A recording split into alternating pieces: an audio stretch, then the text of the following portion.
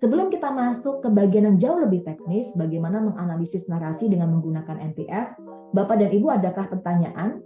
Silakan dengan Pak Noval ya. Silakan Pak Noval. Menarik sekali, Pak. Artinya kalau begitu kita tidak perlu menjabarkan semua analisis ya. Maksud saya artinya tergantung unit analisis yang mau kita identifikasi, apakah kita mau melihat institusinya, apakah kita mau melihat aktor atau apa yang dirasakan masyarakat ya. Jadi tergantung, kita harus fokus dulu ya. Tidak bisa semuanya kita petakan dulu. Betul Pak. Jadi kita perlu fokus dulu, kita mau pilih analisisnya di level mana. Nanti setelah itu menentukan metodologi yang kita gunakan. Begitu Pak Noval. Oke, terima kasih Mbak. Artinya kita ingin melihat ya, saya ingin tahu deh, kalau masyarakat dihadapkan pada narasi yang beragam, narasi A begitu ya. Contoh narasi yang dibangun oleh timnya Najwa Shihab. Narasi juga ya namanya ya, dari tim narasi begitu. Saya ingin melihat bagaimana ya persepsi masyarakat ketika dihadapkan oleh narasi yang dibangun oleh timnya Najwa Shihab begitu. Saya bisa menggunakan survei atau menggunakan eksperimen Pak untuk mengetahui persepsi dari masyarakat. Bahkan kita juga bisa mengeksplorasi to what point ya, kalau misalnya masyarakat dihadapkan pada narasi tertentu kemudian mempengaruhi willingness dan keinginan mereka untuk terlibat di dalam aksi, advokasi maupun demonstrasi misalnya sebagai contoh. Nah kalau itu kita menggunakan kuantitatif, begitu Pak Noval.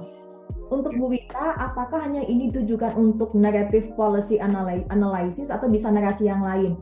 Karena ini narrative policy framework ya Bu Wita, NPF, jadi memang hanya ditujukan untuk narasi yang memang bertujuan mempengaruhi kebijakan atau narasi yang bertujuan mempengaruhi isu publik begitu.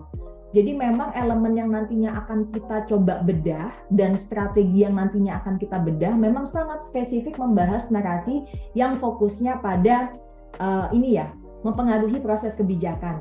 Bisakah digunakan untuk narasi yang lain? Mungkin nanti jadi tidak cocok ya Bu. Tetapi untuk konten analisis sebenarnya bisa digunakan beragam. Ada beragam metodologi.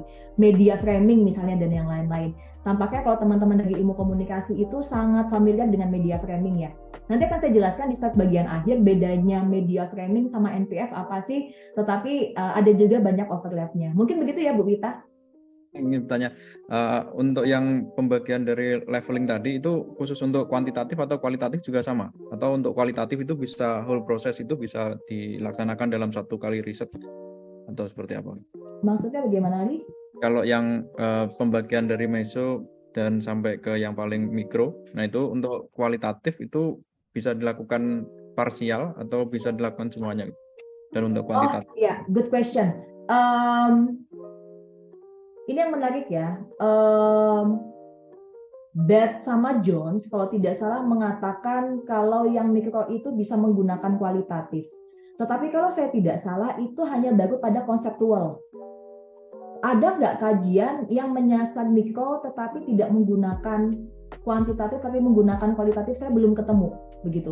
Jadi secara konseptual tampaknya memungkinkan, jadi mengumpulkan masyarakat, mengumpulkan individu, tapi instead of diberikan survei, mereka terlibat dalam FGD misalnya sebagai contoh ya, dan kita tanyakan persepsi mereka terhadap narasi misalnya sebagai contoh. Itu memungkinkan sih secara konseptual.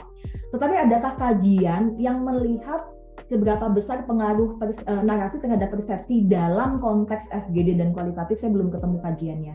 Karena biasanya kalau kita ingin tahu seberapa powerful narasi mempengaruhi persepsi individu atau masyarakat, mereka kan ingin tahu angkanya ya. Kalau dikuantifikasikan bagaimana sih? Dan itu yang paling powerful adalah survei untuk memberikan informasi tersebut. Begitu. 3 level analisis tadi, kalau misalnya kita mau menggunakan NPF nih untuk misalnya kita kaitkan dengan teori kekuasaan misalnya. Misalnya Stephen Luke dia punya 3 wajah itu. Jadi ada pembuat kebijakan, kemudian pembentuk preferensi dan juga menjadi kelompok sasaran. Jadi kan ada 3 level kalau di situ. Kalau dikaitkan dengan teori demikian, apakah juga ketiga level analisis itu juga harus dijadikan satu atau mungkin hanya bisa dilihat dari level-level tertentu saja atau harus tiga-tiganya gitu? Oke. Good question Pak Stefanus. Bisakah 3 level kita analisis jadi satu atau kita fokus di satu level saja? Jawabannya fokus di satu level saja, Pak. Begitu. Gitu. Nah, yang menarik adalah tadi statement Mbak Indri, bisakah kita kaitkan dengan teori yang lain? This is a very good question. Biasanya ketika saya menulis maupun mahasiswa saya menulis, saya akan meminta mereka tidak menjadikan NPF sebagai conceptual framework yang harus ditulis di dalam disertasi atau tesis atau skripsi begitu ya. NPF itu bisa dimasukkan sebagai conceptual framework hanya untuk memberikan informasi kepada pembaca bagaimana cara kita menganalisis narasi, tetapi tidak bisa dijadikan satu-satunya konsep untuk menganalisis fenomena. Bisa dijadikan satu-satunya konsep, memungkinkan banget, tetapi di dalam beragam fenomena atau situasi yang lain perlu pairing atau perlu dilengkapi dengan teori yang lain, Pak. Misalnya sebagai contoh ada teori mengenai governance, atau teori mengenai stakeholder teori ya, atau teori mengenai principle and agent teori. Lalu kita gunakan NPF sebagai tools kita di dalam menganalisis narasi, itu memungkinkan banget. Jadi ketika kita menggunakan NPF sebagai tools untuk menganalisis narasi dalam situasi di mana kita bisa menggunakan teori yang lain, kita bisa banget menggunakan pairing, NPF sebagai konsep yang kita pakai untuk membedah narasi, dan juga teori yang lain yang kita gunakan untuk membedah fenomenanya, begitu. Pak Naufal biasanya sebagai metode penelitian. Jadi begini Pak, metode penelitian betul karena adalah cara kita untuk menganalisis narasi, tetapi seringkali juga dimasukkan ke dalam bab kedua ya, atau kerangka konsep, memberikan gambaran kepada audiens atau reader kita, cara kita membedah narasi seperti apa, begitu. Mbak Indri mohon izin bertanya bagaimana cara mengurangi subjektivitas penulis ketika menganalisa narasi. Ada codingnya Mbak Anissa. Jadi nanti akan saya berikan coding sheet begitu ya, sudah saya berikan kepada Mas Ali sih. Kita gunakan coding sheet itu bersama-sama ketika nanti menganalisis narasi. This is a good part.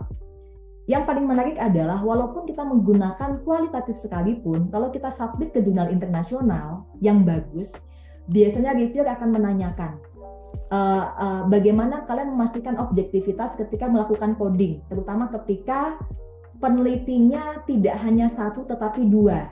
Nah, biasanya walaupun kualitatif sekalipun nanti reviewer akan meminta intercoder agreement reliability. Jadi seberapa cocok, seberapa sesuai peneliti 1 dan peneliti 2 ketika membedah narasi dan juga ketika melakukan coding atas elemen yang ada di dalam narasi begitu. Jadi kita to some point juga perlu pakai kuantitatif ya Mbak, tools-nya ya, untuk bisa menghitung derajat kesamaan antara beragam peneliti ketika membedah narasi dan juga melakukan coding atas narasi yang kita bedah. Begitu Mbak Anissa.